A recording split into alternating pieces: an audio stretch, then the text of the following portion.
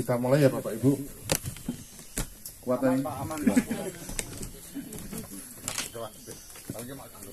Iya. Bismillahirrahmanirrahim. Assalamualaikum warahmatullahi wabarakatuh. Selamat pagi. Salam sejahtera buat kita semua, Bapak Ibu sekalian. Saya dengan panggung-panggung begini agak trauma karena kemarin waktu verifikasi di Wonosobo gorong-gorong sedalam segini, jadi hampir 1,5 meter. Ada papan, saya naik,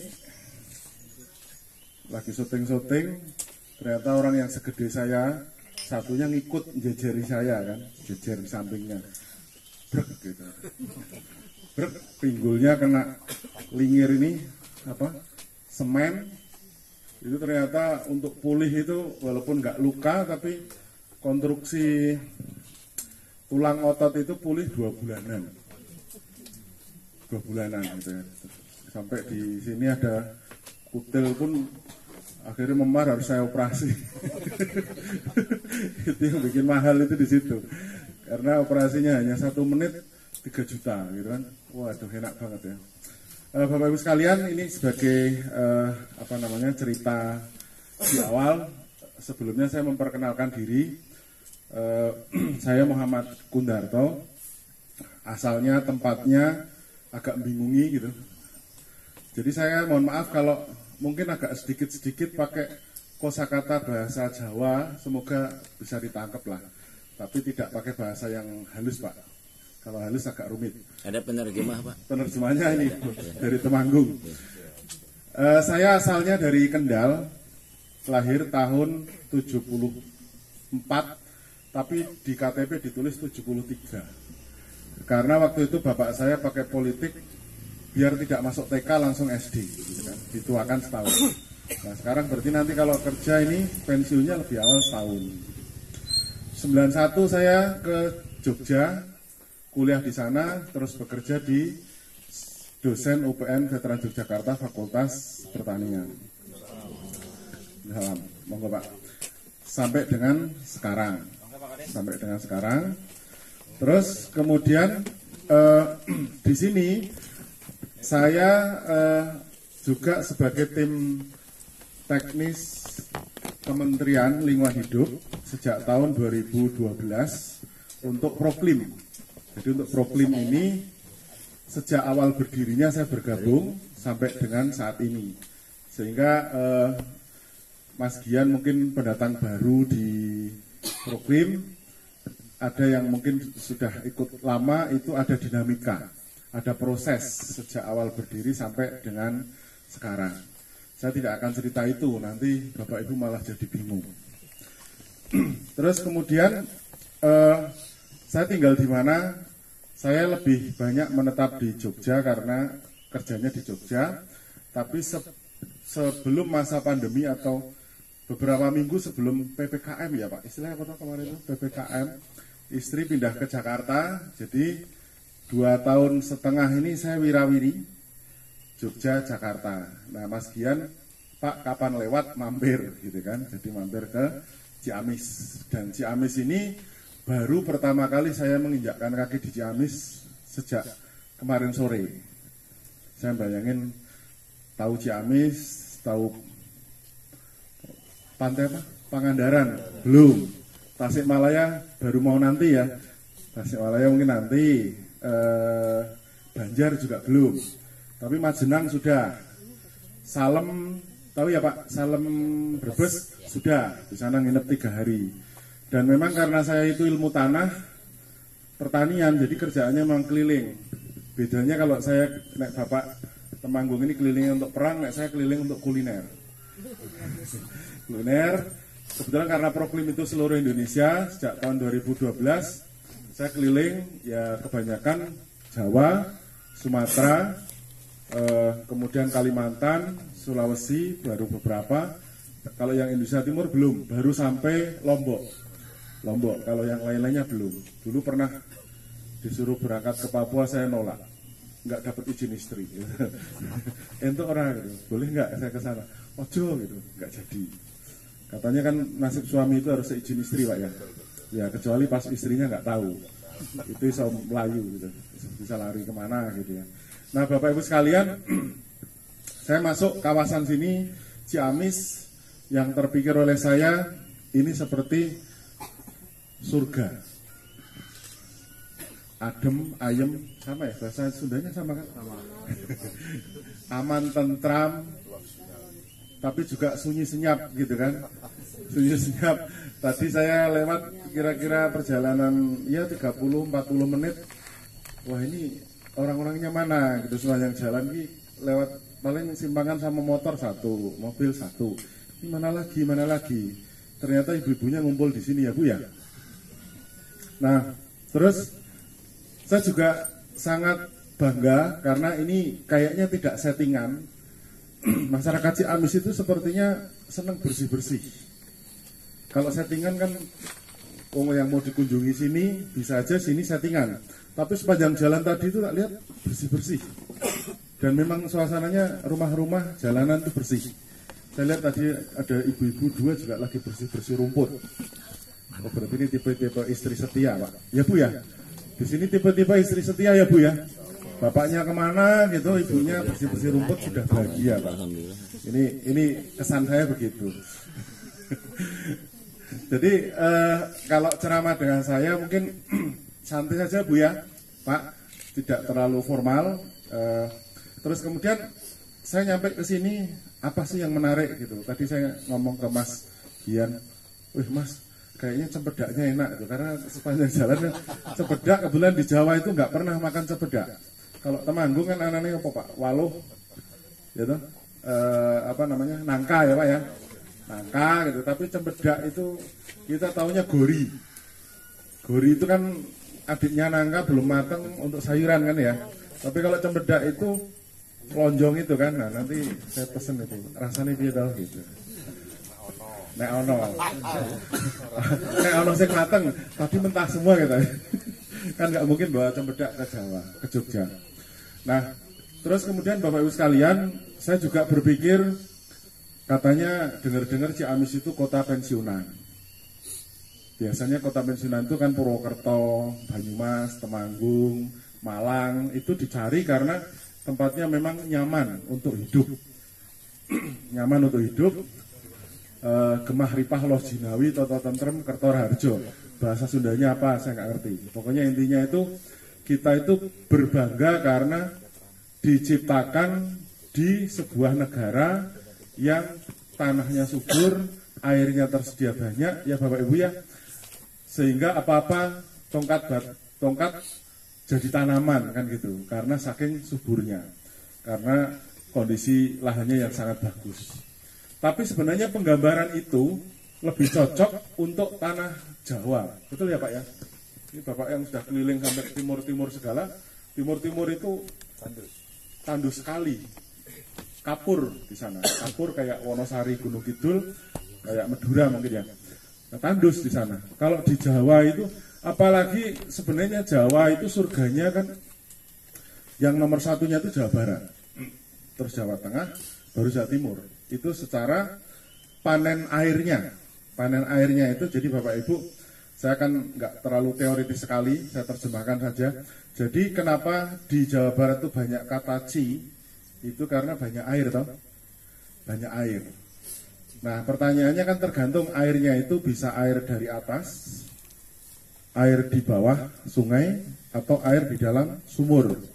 Kayaknya di Jawa Barat itu banyak semua, betul ya Pak Bu? Hujannya banyak, sungainya juga nggak pernah asap, nggak pernah kering, terus sumurnya juga tersedia secara baik. Artinya sini tersedia. Nah karena di sini itu subur makmur, tanamannya subur, mungkin terjadi masyarakat Sunda itu senangnya lalapan. Lalapan itu kan artinya banyak air yang bisa menghidupkan sayur-sayuran, betul nggak? Kalau di sini daerah kering nggak mungkin mau lalapan apa, ya kan? Jadi budaya kebiasaan setempat itu biasanya dipengaruhi oleh kondisi alamnya.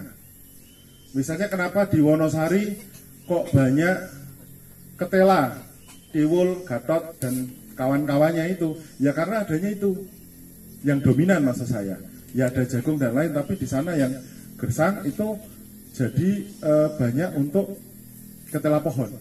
Nah kalau di sini, ini makanannya apa nih? Banyak sekali, variasinya banyak sekali. Bahkan ada filosofi keraton yang mungkin Bapak Ibu perlu saya sampaikan, karena keraton zaman dulu itu sebenarnya Sunda Jawa itu sama aja satu keraton, ada Mataram Lama, Mataram Baru. Ada bahasa filosofi yang sangat bagus yang mungkin bisa dipakai Bapak Ibu di sini, yaitu polo gumandul, polo kesimpar, polo kependem. Terjemahnya Pak. Nah, jadi ada buah yang bergelantungan, maksudnya buah-buahan yang nempel di pohonnya Bu. Itu pangan kita itu sumbernya satu itu. Jadi kayak tadi apa, cempedak, nangka, kelapa itu kan gemandul, bergelantungan. Polo kesimpar itu buah yang dari tanaman merambat, kayak waluh, ketimun, enggak, ubi di bawah. Ini yang di permukaan tanah, semangka, melon, dan kawan-kawan. Menghampar di hamparan. Dan satu lagi polo kependem. Polo itu buah yang terpendam Pak. Jadi umbi-umbian, talas, ubi kayu, ubi jalar, termasuk kacang-kacangan, kacang tanah, gitu, itu masuk di umbi-umbian. Jadi konsep keraton waktu itu, kalau kita pengen ketahanan pangan, kata Pak TNI ini kan pertahanan terbaik suatu negara itu kan pangan ya Pak ya. Pangan itu, pangan kita itu apalagi di Ciamis ini memenuhi syarat. Ada yang gumandul tadi, kelapa dan kawan-kawan, pangan yang dari permukaan tadi ada, pangan yang di umbi-umbian juga banyak. Nah artinya apa? Di sini nggak akan kelaparan. Cuman ya itu untuk ketahanan pangan. Tapi ya mimpinya jangan ketinggian dulu. Wah Pak, kita pengen di Ciamis tuh ada jalan tol, ada mall, ada bioskop. Itu nanti kejauhan. Nah, terus yang penting untuk ketahanan pangan ada dulu. Makanya tadi saya matur kepada teman-teman DLH, namanya bukan DLH ya Mas, KPLH. Susah loh pokoknya. Pokoknya DLH lah gitu. Itu Ciamis itu brandingnya apa Pak? Jadi khasnya itu mau dibawa kemana? Kan gini, Pangandaran itu yang dijual apanya? Pantainya kan? Tapi kan dulu masuk Ciamis, sekarang enggak. Nah, terus Ciamisnya sendiri itu apa sih yang bisa diangkat, bisa dimajukan di sini itu apa? Yaitu urusan pangan. Bahasa Inggrisnya food estate. Kalau Bapak Ibu buka-buka detik.com atau apa itu kan ada food estate. Artinya Ciamis itu kalau saran saya ke depan kita menjadi sentra pangan. Pak, kalau sentra pangan apa bisa kaya? Siapa bilang tidak bisa kaya? Karena kaya miskin, harga murah dan mahal itu kan kadang permainan tengkulak, permainan bakul, permainan pedagang. Contoh, pete. Di sini pete satu berapa? 3.000. Di Jogja 5.000. Di Kendal kemarin saya 2.000. Yang fenomenal jengkol. Jengkol itu ternyata sudah menjadi barang elit. Dulu menjadi anggapan itu makanan orang kampung murahan gitu. Tapi jengkol kalau sedang langka itu harga bisa 70.000 per kilo. Karena apa? Ketika masaknya pinter, itu kayak rendang, di bumbu rendang itu legitnya luar biasa. Jadi lapar ya Bu ya. Sama. Jengkol ya Pak ya. Saya jengkol tuh nyarinya yang jengkol muda-muda itu, yang kulitnya kuning, mentahan ya Bu, pakai sambal terasi, enak banget itu. Saya juga seneng lalapan. Kalau saya ke Palembang juga daun-daun apa Pak, Mas Dian? Daun-daun kemarin kita bicara apa?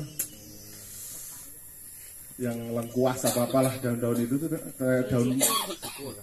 daun mete juga yang muda itu ternyata berlalap gitu kan. Jadi lalapnya agak beda dengan lalap sini. Kalau sini kan apa tuh? Kucubung. Bukan yang kita makan di rumah makan itu kan apa? Lencak, terong sama lah, terong ini, nah gitu-gitulah. Kita ngomong makanan aja yang enak-enak. Nah, misalnya ini, ketela yang pohon itu apa? Ketela pohon, ubi kayu. Itu ubi kayu kalau Bapak Ibu jualan di kampung sekilo paling 3.000, betul ya? Tapi kalau masuk Indomaret, Alfamart yang sudah dikemas ceripeng-ceripeng itu, kitela dan sebagainya, itu segini udah 20.000 kan? Padahal itu kalau diiris-iris mungkin hanya segini, kecil sekali ceripengnya kan, keripingnya. Artinya dengan bendanya berubah, dengan pengolahan, dengan pengemasan, harga pangan itu bisa luar biasa. Pak TNI sangat paham. Rusia, jangan Bapak Ibu pernah dengar ini Rusia lagi perang sama Ukraina. Itu bukan hanya senjata, ternyata di sana itu pangan. Karena apa? Di sana itu sentra minyak bunga matahari. Gara-gara minyak bunga matahari negaranya lagi perang, minyaknya langka, maka minyak sawit banyak dijual di sana. Karena minyak sawit di kita itu 20.000, di Eropa itu 60.000, Pak. Otaknya bagol itu kan, ya mending saya jual di sana. Akhirnya kemarin kan sempat minyak goreng langka. Gandum sentranya juga di sana, Pak, bukan di sini.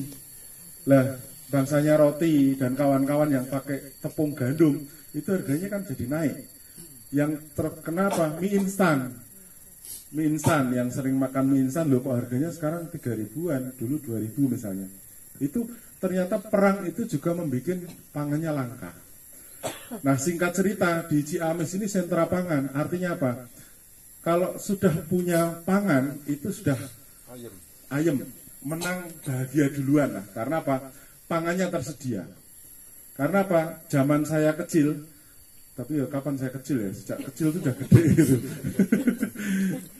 Jadi saya masih ingat sekali ya Pak, dulu waktu SD, SMP itu makan ayam itu nunggu lebaran.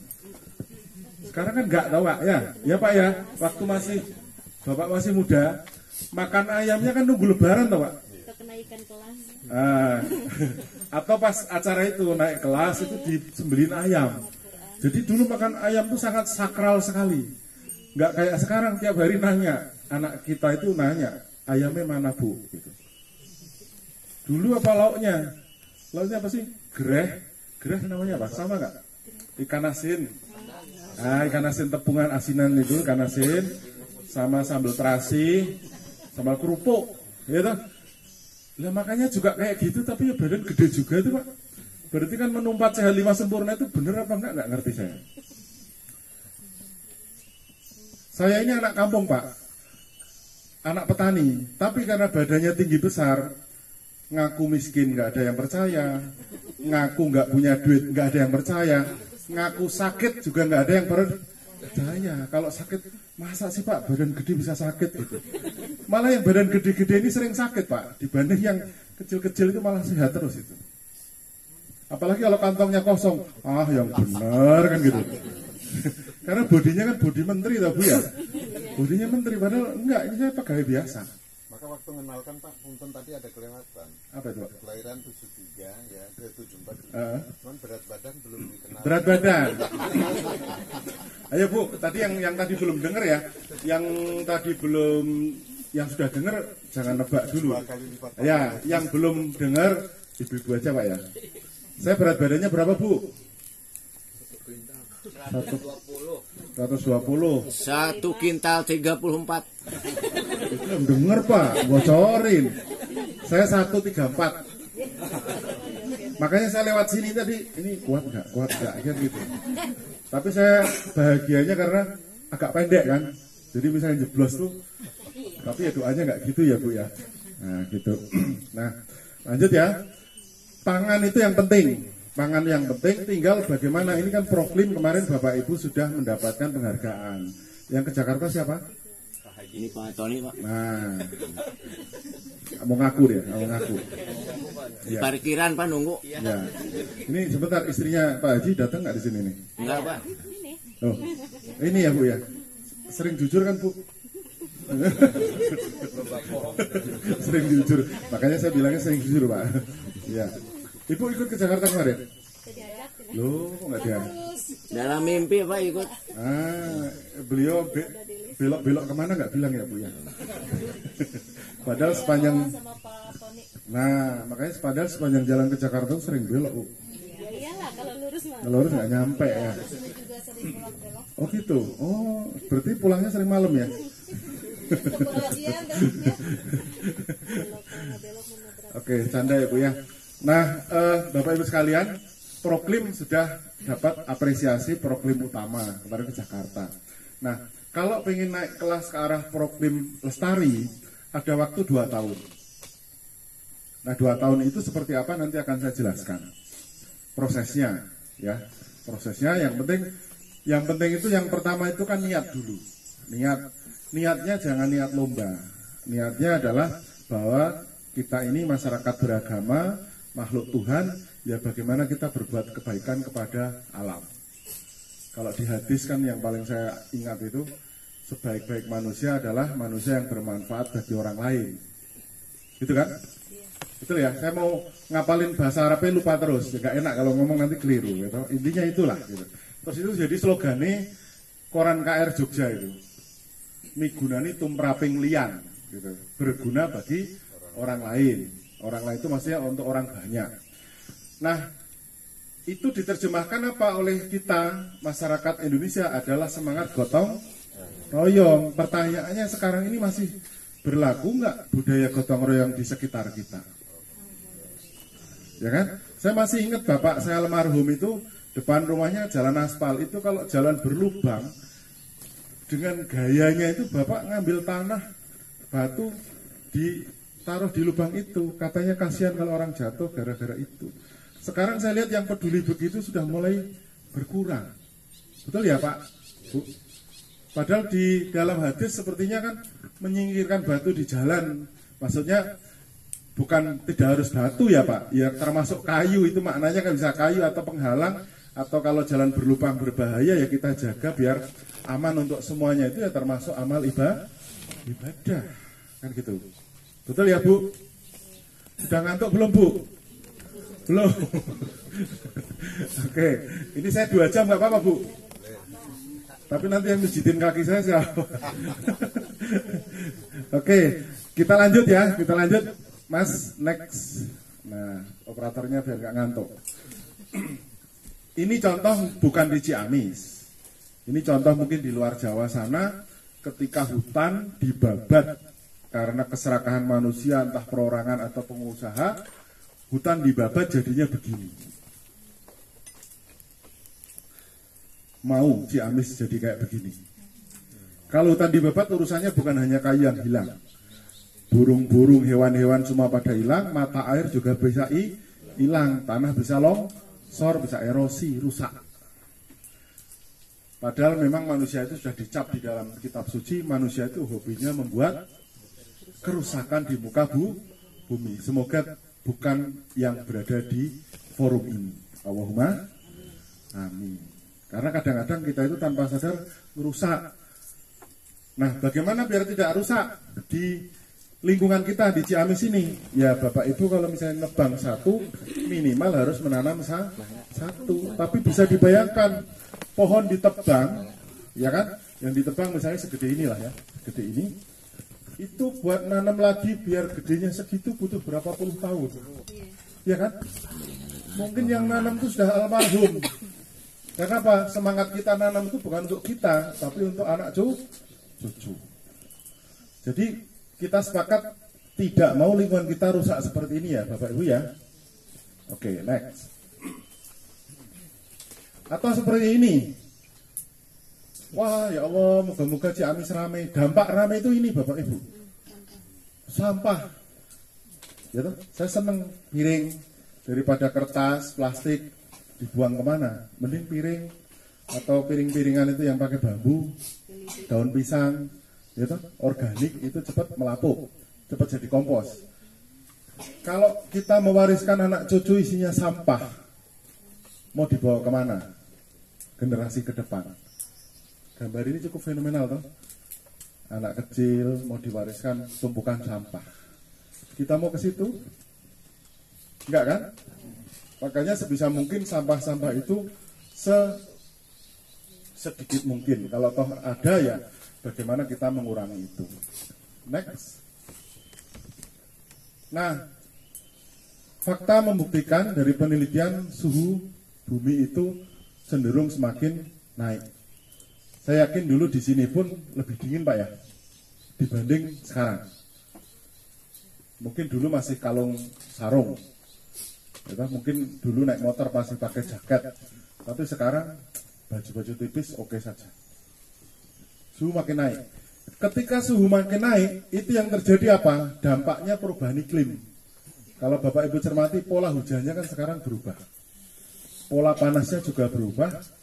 Pola angin puting beliung, sini nyebutnya angin apa? Angin lesus, angin badai, itu berubah. Angin puyuh berubah. Tapi kalau gempa yang terjadi di Cianjur bukan karena faktor perubahan iklim, itu karena proses bumi, ya. Biasanya patahan atau tabrakan antar lempeng. Next. Nah, data menunjukkan bencana akibat hidrometeorologi itu banjir, puting beliung, tanah longsor dan kawan-kawan itu semakin hari semakin meningkat. Semoga di Ciamis enggak.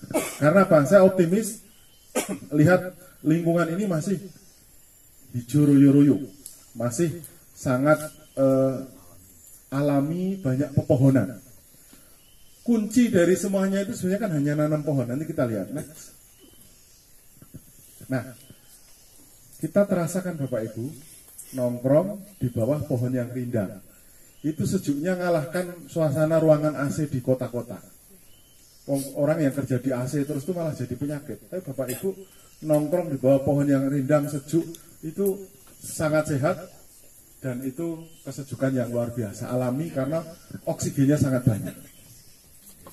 Bumi ini sebenarnya butuhnya begini ini. Next. Ini. Jadi Bapak Ibu, solusi atau kunci untuk memecahkan masalah kita semua terkait pencemaran di bumi itu sebenarnya hanya satu. Singkat ceritanya ya Bapak Ibu ya, biar kita nggak terlalu sulit ngapal, adalah dengan menanam pohon. Tinggal kita nanamnya pohon apa.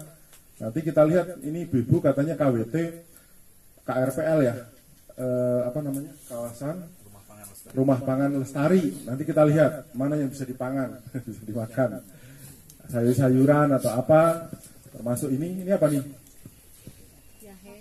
Jahe, gitu kan? Jahe apa? Jahe merah ya, jahe merah untuk herbal. Termasuk kemarin waktu COVID. Saya sebelum COVID itu sudah saya menghadap guru saya di mana? Di Temanggung, dapat ilmu terkait obat COVID. Obat COVID itu apa? Untuk stamina itu jahe emprit itu, jahe yang kecil, yang pedas itu, kayu manis dan temulawak. Jahenya 10 cm dibakar, digeprek, dipecahin, temulawaknya seger 3 iris digeprek. Kayu manis 10 cm langsung semuanya jadi apal saya karena puluhan kali itu direbus 4 gelas sampai tinggal 3 gelas diminum pagi siang sore. Itu untuk stamina. Pak, kalau bukan buat COVID bisa nggak? Bisa juga. Karena itu untuk melancarkan peredaran darah dan stamina kita. Itu 3. Bagaimana kalau udah kena? Kalau udah kena, kencur. Diparut Bu. Pagi 2 sendok. Sore 2 sendok, bukan ampasnya tapi persanya. Kencur itu antivirus. Dah, itu aja resepnya. Pak, yang kemarin bikin KO kenapa? Kok banyak yang KO? Karena beritanya yang sangat menakutkan. Sekarang ini sebenarnya kan yang flu juga banyak. Saya juga tenggorokan agak kadang gitu. Tapi yang penting kita yang gembira, nggak ketakutan, ya kan? Ketemu orang ceria, makan minum, insya Allah sehat. Kalau umur itu urusan yang di atas. Betul ya? Tapi kesehatan itu urusan kita. Kunci kesehatan itu adalah jiwa. Pengen saya beri contoh? Biar Bapak Ibu mantap. Contoh begini. Bu, siapa Bu? Bu Ati misalnya lagi terkapar. Bangun aja nggak bisa. Ternyata anaknya yang balita itu lagi mainan di atas meja. Gulang-guling, mau jatuh. Kira-kira Bu Ati ini bisa bangun nggak? Bisa, Melayu. Mendadak langsung bisa. Set. Anaknya diselamatkan, habis itu terkapar lagi. Artinya apa? Kalau jiwanya sehat, walaupun badannya rapuh, manusia itu bisa keluar energi luar biasa. Bu Ati lagi saya beri contoh. Bu Ati, sehat ini sekarang? Lahir batin sehat? Amin ya. Soalnya contohnya nggak enak nih. Buka HP, dek. Orang tercinta meninggal kecelakaan. Pingsan nggak? Ya kelenger. Kelenger langsung. Kenapa? Jiwanya kena. Artinya apa Bapak Ibu? Kesehatan itu kunci utama itu harus jiwanya dulu. Nah, guru saya, suhu saya mengatakan, masalahnya Mas, banyak orang yang sakit jiwa, stres, patah hati, dan teman-temannya, itu jarang yang berobat. Betul ya? Misalnya Bu Ati stres, mau ngaku nggak? Bu, stres, malah tersinggung. Enak aja loh, bilang saya stres, padahal aslinya saya stres. Jarang diobati, tapi tersayat pisau sedikit, wah ini darah harus ke dokter, langsung ribut ke apotek dan sebagainya. Betul ya Pak ya? Artinya, singkat cerita apa Pak, untuk sehat itu jiwanya dikuatkan, baru lain-lainnya. Saya malah dapat resep lagi, kunci 5 sehat. Pengen tahu nggak Pak? Ini nanti jadi ceramah kesehatan. Sehat, kan proklim itu ada juga yang terkait pangan juga. Tapi kalau ingat lah Bu, kadung dicatat nanti aku lupa itu. Sehat pertama itu ada keinginan untuk sehat. 1, kerentak ada keinginan. Contohnya apa? Bu Ati sakit, disuruh minum obat, nggak mau Pak, nggak mau. Ya nggak jadi sehat. Lah pengen sehat gak? Pengen, tapi nggak ada usaha ya, berarti nggak ada keinginan untuk sehat. Yang kedua, pikiran. Banyak sakit itu karena pikiran. Di desa itu Pak, mungkin Bapak Ibu nggak macam-macam ya, nggak kenal mall, nggak kenal mobil mewah, nggak kenal macam-macam pesawat gitu kan. Tapi Bapak Ibu kan menang tentram di hati, malah sehat. Yang hidup di kota itu dikit-dikit kan stres. Karena apa? Keinginannya macam-macam. Jadi pikiran. Yang ketiga, makanan. Yang keempat, obat. Yang kelima, gerak badan. Gerak badan, saya saranin ya Bapak Ibu ya, kalau gerak badan itu tidak boleh ngejar target. Kemarin-kemarin itu banyak orang olahraga naik sepeda, mati. Itu gara-gara terpancing temennya. Ayo bro, masih muda ya, harusnya bisa naik sepeda 30 kilo. Ya mati. Wong sebelumnya nggak pernah naik sepeda, hanya karena sepedanya baru, harganya mahal, terpancing teman-temannya, ya mati. Jadi olahraga itu Bapak Ibu yang penting, kalau suhu saya bilang, jalan sehat pagi pas ada matahari sambil tarik napas panjang. Itu cukup. Badan kalau sudah agak gerah, keringetnya udah keluar, itu udah cukup. Jadi setengah jam, 1 jam udah cukup. Bahkan Bapak Ibu di kampung nggak perlu kayak gitu. Kenapa? Karena keluar rumah kan bersih-bersih rumput, berjemur, masih keringetan, itu udah olahraga. Itu nasihat itu hanya untuk orang kota yang nggak pernah lihat matahari. Pernah dengar cerita di Jakarta kan Bapak Ibu, berangkat jam 5 pagi, pulang jam 9 malam.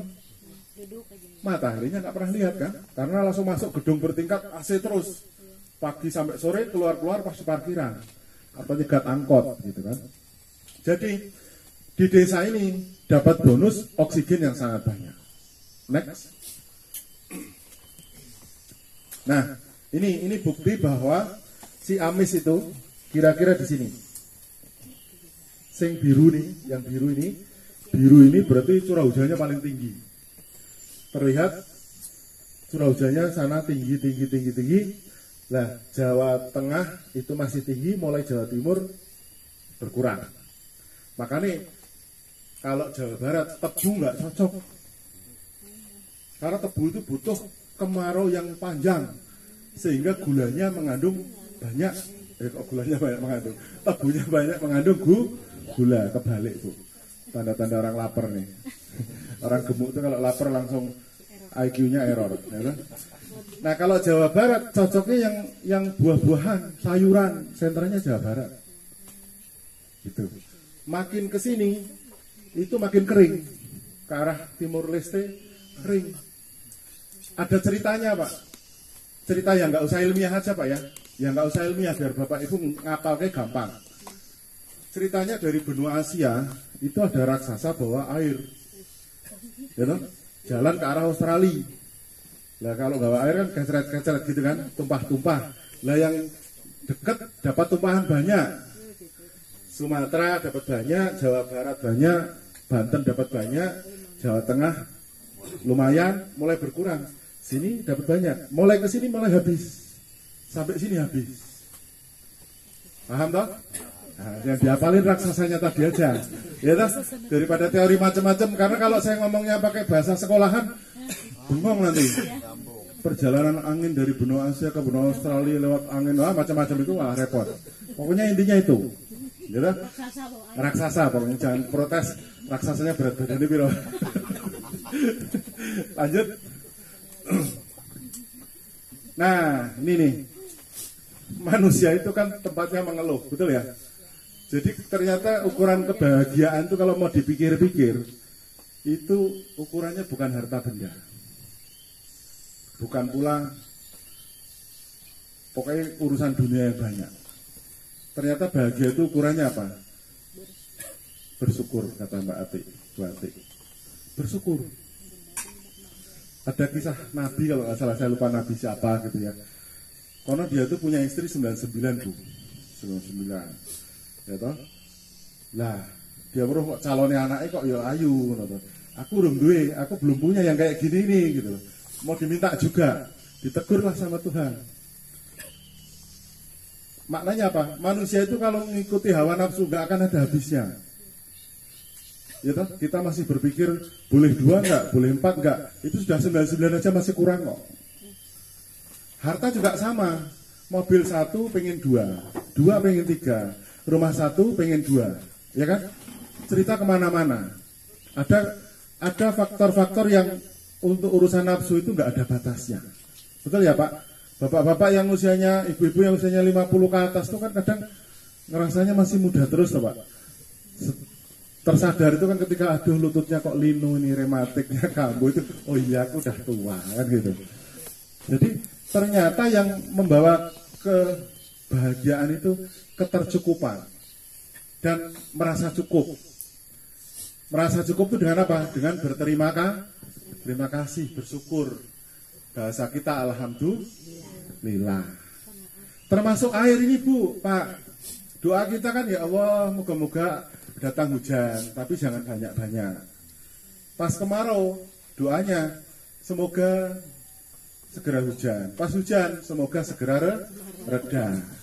Karena pas hujan yang dikeluhkan pakaian nggak kering-kering. Pas kemarau tanamannya kering, butuh air. Jadi pinginnya cukup. Tapi masalahnya karena dampak perubahan iklim itu kadang-kadang kelebihan, kadang-kadang kekurangan. Jadinya kekeringan, erosi, longsor dan banjir.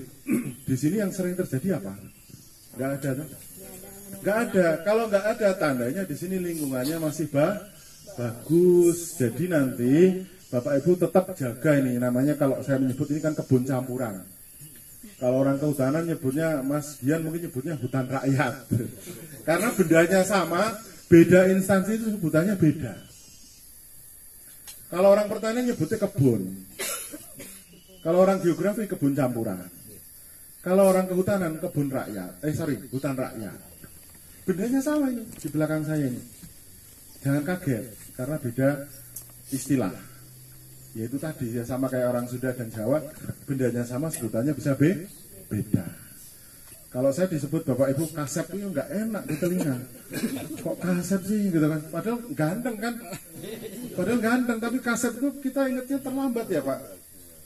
Telat datang tuh kasep. Telah datang tuh kasep gitu. Beda. Atau saya nyebut AA kok angel ya gitu kan. Ya biasa pulau saya gitu kan. Yaitu kebiasaan. Lanjut. Nah, masalah lingkungan itu nggak mengenal kaya miskin, nggak mengenal kiai atau bukan, nggak mengenal agamanya apa, nggak mengenal jenis kelamin. Lingkungan rusak ya semuanya akan kena. Lingkungan bagus ya semua akan menikmati. Itu keadilan Tuhan itu begitu.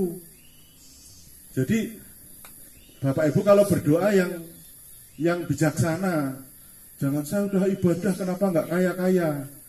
Karena yang berdosa sama yang ibadah itu ada yang kaya, ada yang miskin juga. Lah kalau kita itu sudah berdoa, berusaha kok hasilnya gitu, syukur tadi. Itu saya menemukan makna sabar lan rimo, sabar dan ikhlas itu ya baru tahun 2007 saya menemukan makna. Sabar itu maknanya apa? Ya ketika kita berdoa, kita tuh nggak tahu nanti Tuhan itu mau mengabulkan doa kita itu kapan. Itu namanya sabar. Tapi jangan ngatur Tuhan. Saya udah sholat duha tiap hari kok nggak kaya-kaya, berarti kan udah ngatur. Karena mungkin malah doanya itu terkabul apa Bu? Kitanya tetap stabil miskin, malah yang kaya raya cucu kita, bisa jadi. Makanya kalau dalam filosofi leluhur itu, kesuksesan kita hari ini itu hasil bahasanya tirakat leluhur kita, hasil prihatin, hasil puasa dari leluhur kita. Betul ya Pak ya? Jadi keberkahan kita itu kadang-kadang ada doa dari kakek nenek kita. Terus inilah yang harus menjadi tanggung jawab kita semua. Apa yang harus kita lakukan? Lanjut Mas. Proklim ini bukan trofi, bukan pula lomba. Proklim ini hanya semacam pemersatu kita bertemu di sini. Kalau nggak ada proklim saya nggak diundang ke sini kok. Betul nggak? Nah pas saya kesini juga saya ngomong piala kan enggak.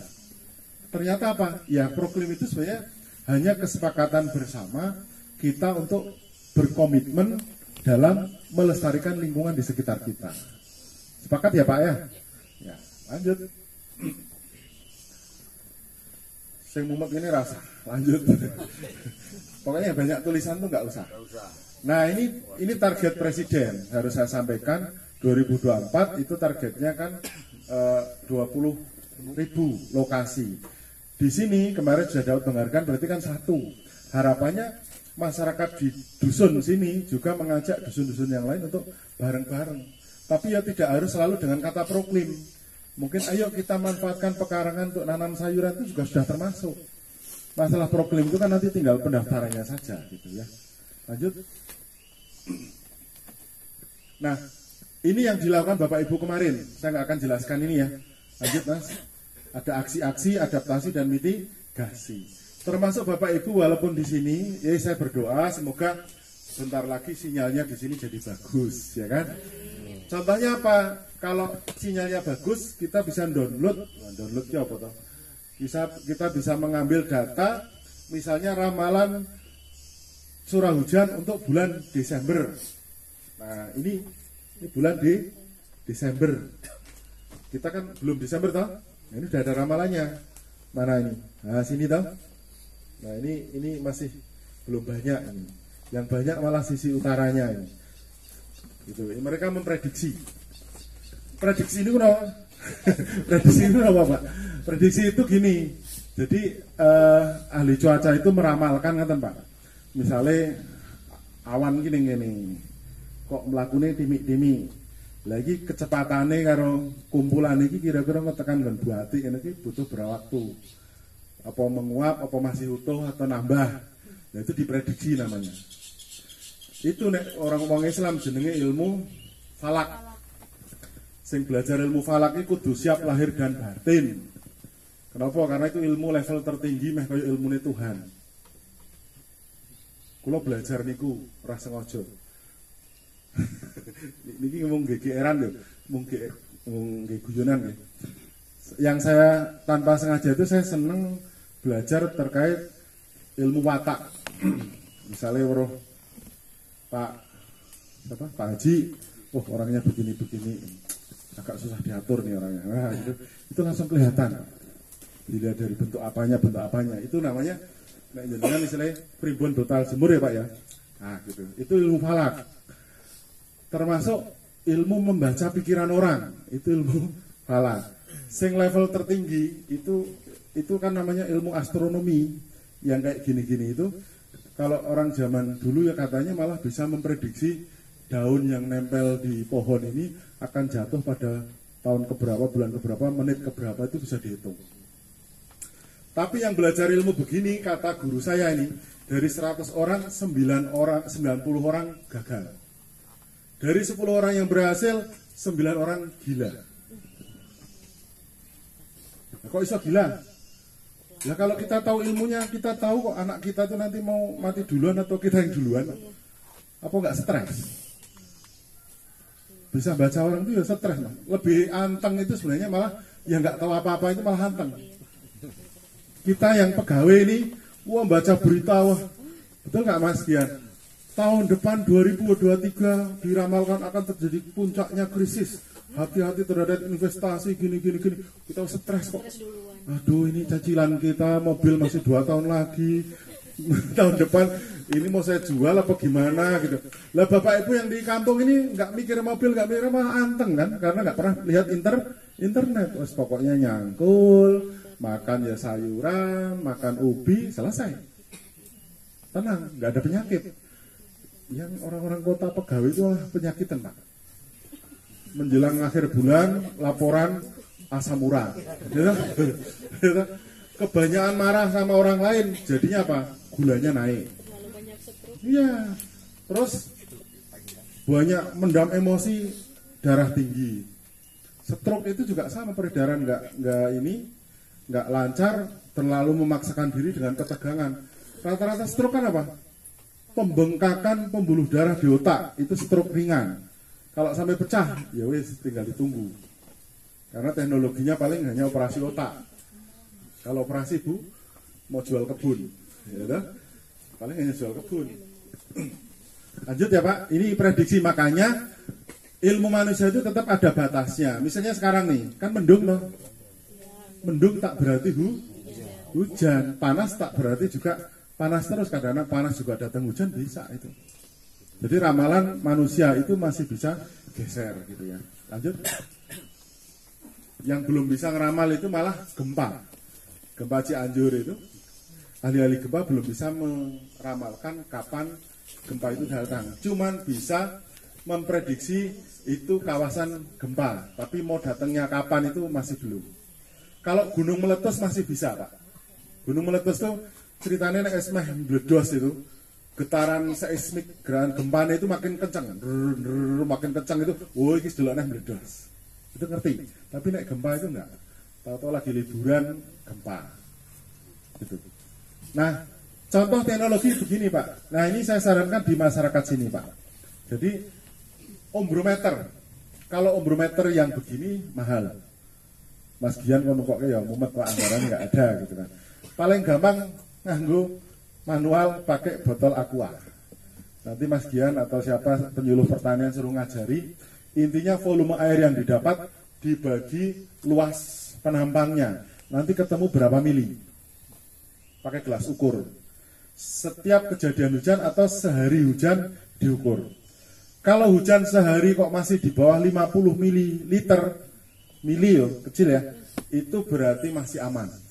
Tapi kalau di atas 50 berarti itu resiko longsor. Kalau cuaca ekstrim itu lebih dari 150. Ciri-ciri cuaca ekstrim itu begini, Bapak Ibu mungkin cerita, iki apa toh gitu kan. Kok dari pagi sampai maghrib sampai isya hujan nggak reda-reda. Itu biasanya cuaca ekstrim. Pernah kan? Bahkan terjadi tidak hanya sehari, kadang seminggu kan. Nah itu biasanya karena pas di atas kita itu ada namanya angin lesus. Nek bahasanya orang meteorologi siklon. Jadi muter gini Pak, muter yang diameternya 10-an kilo. Ini membawa uap air. Nah kalau muteran ini, misalnya putarannya itu di Jogja, itu ujungnya bisa sampai sini. Wong kadang putarannya di ujung kulon itu sampai ke Jogja kok, saking besarnya. Nah itu makanya terus diprediksi tadi, hati-hati kedatangan kalau ada berita itu kedatangan siklon Dahlia, kedatangan siklon macam-macam itu, ini diprediksi seminggu akan terjadi hujan di atas rata-rata. Nah, itu harus siap, terutama daerah-daerah yang gampang longsor gitu. Lanjut. Ini bencana, kekeringan, banjir, longsor. Lanjut saja Mas. Kekeringan, sini enggak ya? Lanjut. Moga-moga kalau kita enggak banyak nebang pohon masih bisa. Atau ini, di sini ada enggak Bapak Ibu yang sudah mulai kesulitan air sumur, mata airnya terbatas atau masih cukup semua?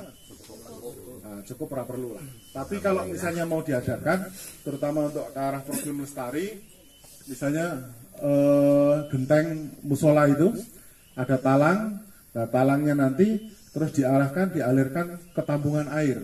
Tambungannya malah bisa dialirkan langsung ke bioflok itu. Jadi Bapak Ibu nggak perlu pakai pompa air, tinggal ditambah-tambahkan di situ, dibuat peralon-peralon biar piye carane bisa terbagi merata ke semua kolam, itu kan bagus. Belum ada AMSA, sudah ada AMSA sudah ada. Ada. Cuma di dusun ini belum. Nah, dusun ini bisa Ada direncanakan. AMSA dari talang-talang rumah ke Ya, talang ya. kampung.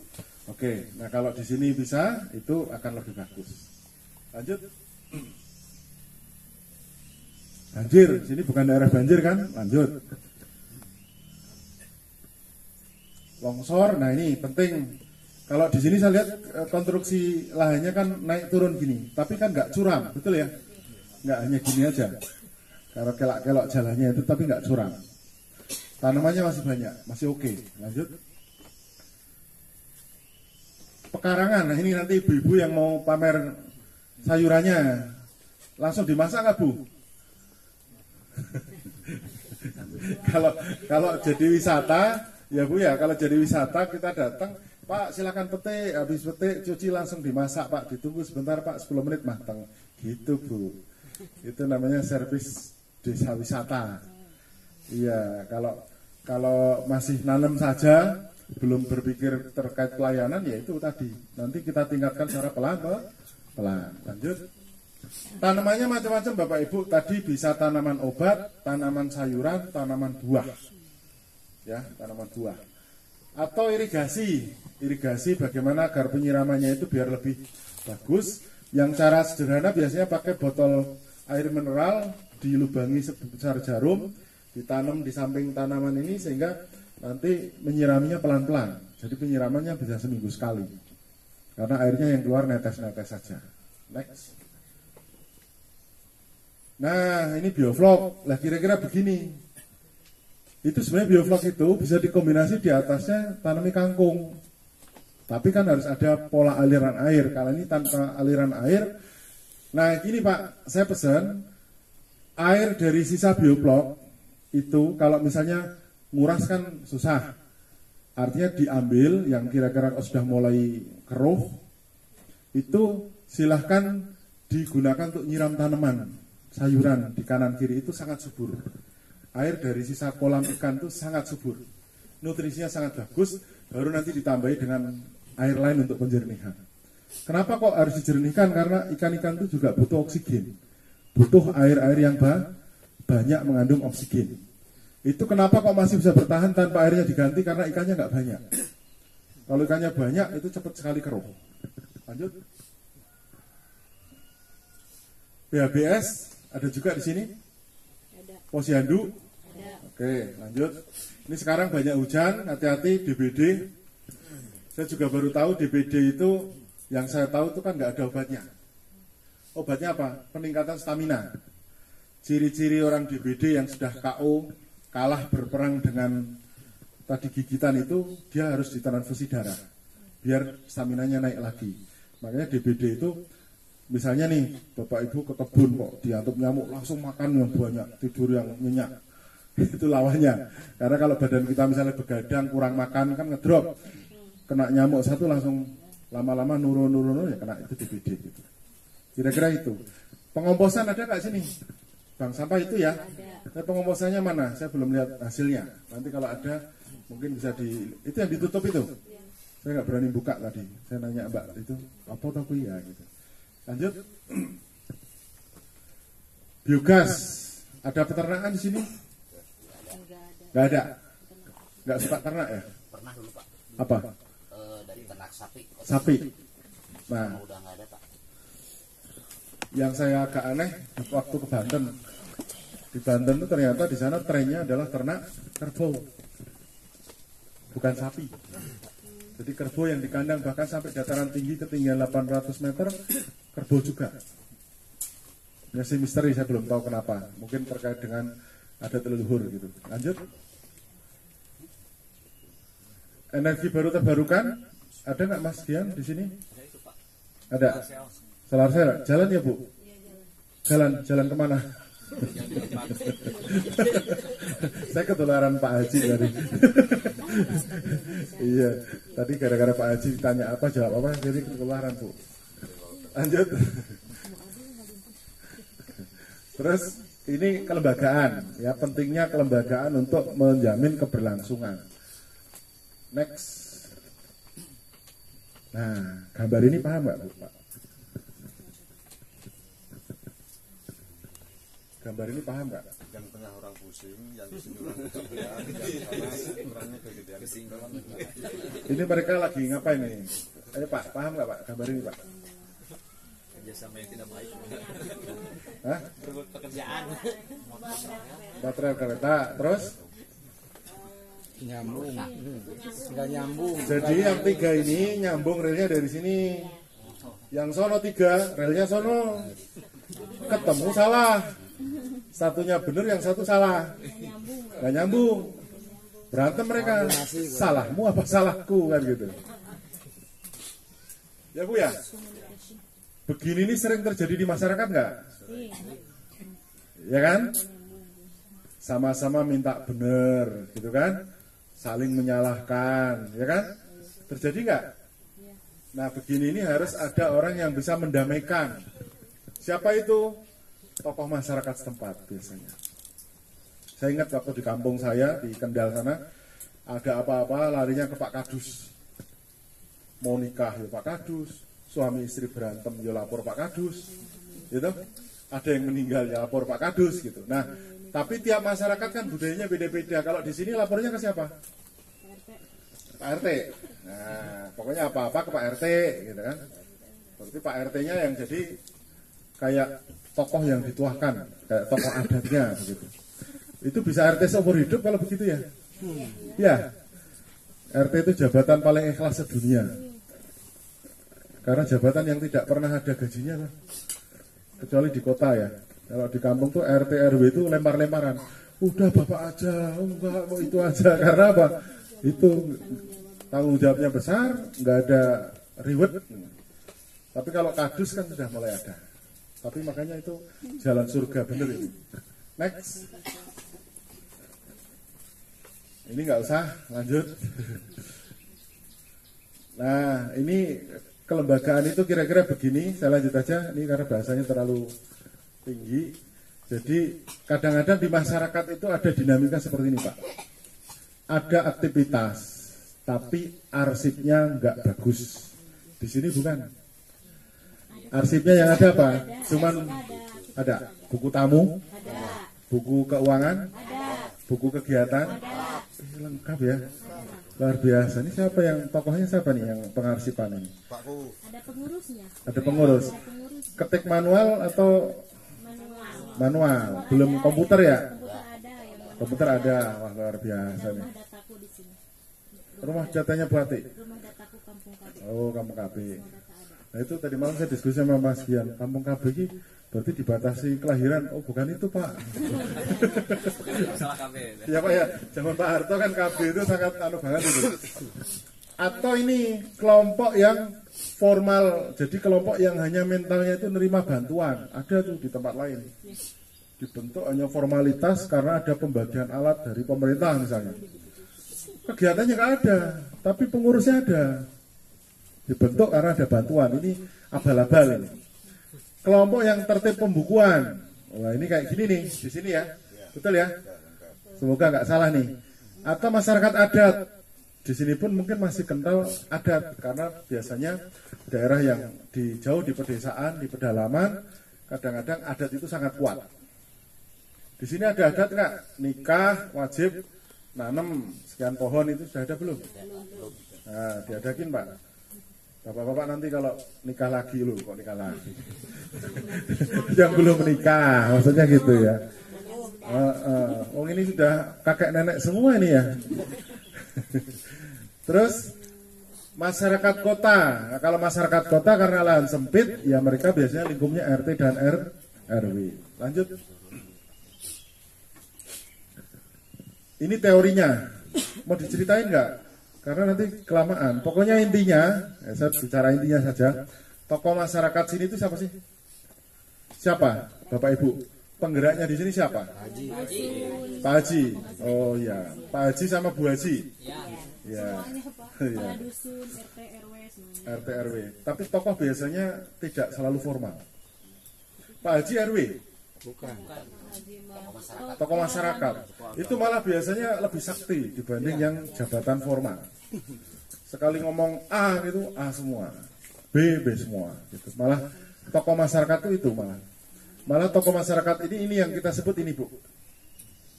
Oke? Dan ini yang bisa ngawal proses dari awal sampai akhir. Ciri-ciri akhir apa nih?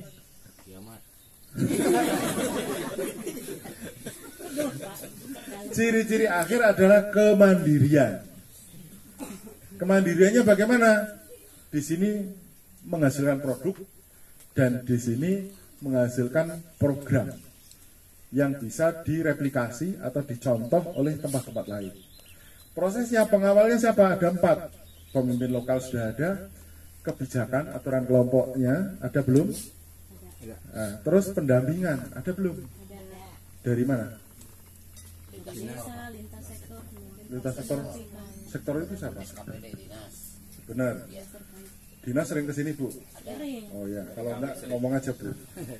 Mumpung ada saya, Bu. Oh, dinas mana, Bu? Buati. Oh, KB.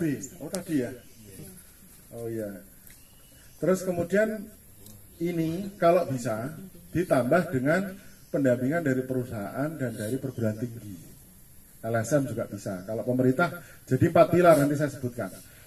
Terus dana itu swadaya malah lebih aman dan tentram daripada kita diberi bantuan ternyata diatur-atur kehilangan jati diri malah. Ya. Lanjut.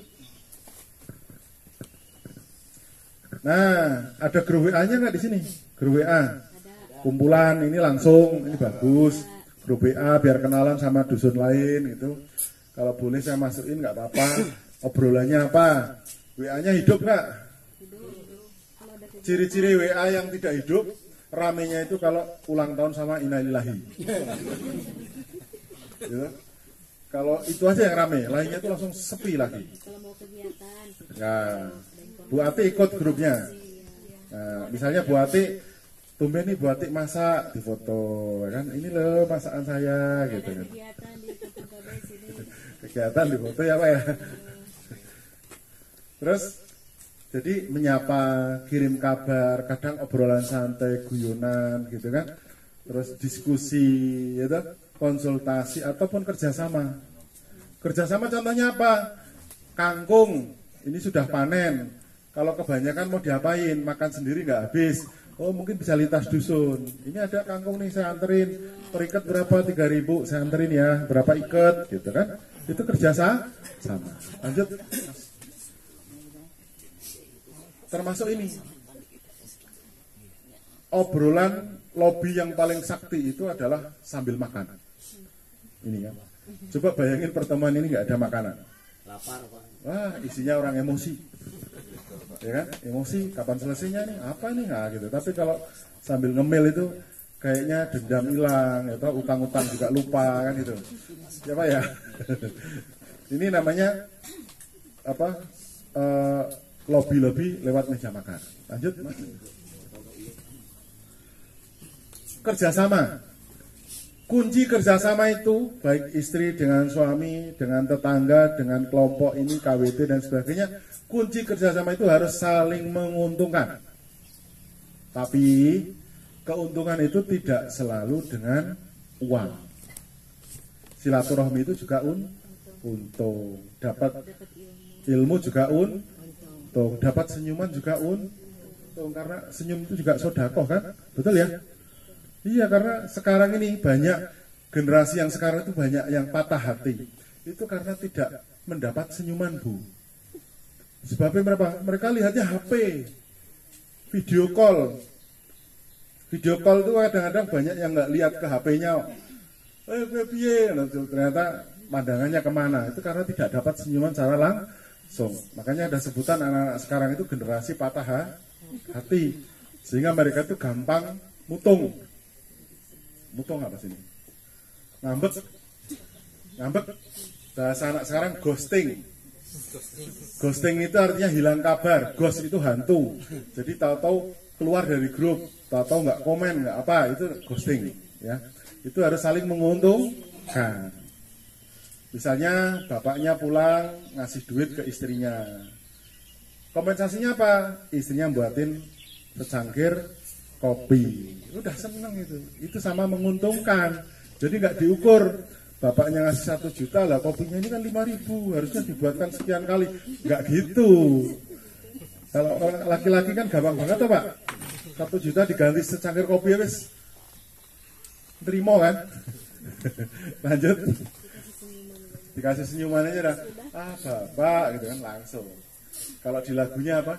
Suaminya sarungan, istrinya dasteran. Iya tak? Ada lagunya tak? Enggak tahu. Oh belum sampai sini lagunya. Nyanyiin Pak. Saya juga nggak bisa yang itu Pak. Nah ini, kalau pengen desanya nanti makin dusunnya ini makin perkembangannya makin bagus, kalau bisa didampingi oleh 4 pihak. Ini sudah ya, ini sudah. Tinggal nanti desa, ada nggak dari pemerintah desa? Pak Kades. Mohon titip Pak, saya menyampaikan aspirasi warga. Kalau bisa anggaran proklim itu masuk ke dana desa Pak. Itu masuknya ke pelestarian lingkungan atau penanggulangan kebencanaan pun bisa. Nanti jadi tanaman boleh, jadi apa pelatihan. Termasuk misalnya nih, oh mau ngundang saya bisa pakai dana desa. Pelatihan gitu kan, nggak usah pakai DLH, langsung dari desa bisa. Karena apa? Anggarannya banyak. Dan itu nanti diusulkan penganggaran desa itu kan lewat yang namanya Musrenbang Des. Dusun-dusun kumpul sini 4 dusun atau kumpul, dusun kamu usul apa program setahun, kumpulin disusun jadi satu namanya hasil musyawarah Renbang ya Pak. Rencana Pembangunan Desa. Jadi ini ditambah lagi kalau ada dari LSM, siapa tahu, tapi LSM yang benar-benar mendampingi, yang positif ya. Kemudian dari perguruan tinggi dengan KKN, penelitian dan sebagainya, dan dari perusahaan. Pak, di sini perusahaannya nggak ada yang gede, kecil-kecil nggak masalah. Di sini banyak perusahaan ayam. Siapa tahu kelompok ini dapat bantuan 3 ekor ayam, apa-apa alhamdulillah. Bisa makan-makan dengan ayam gitu. Kira-kira yang sederhana seperti itu. Lanjut. Ini operatornya ngerekap tukang foto.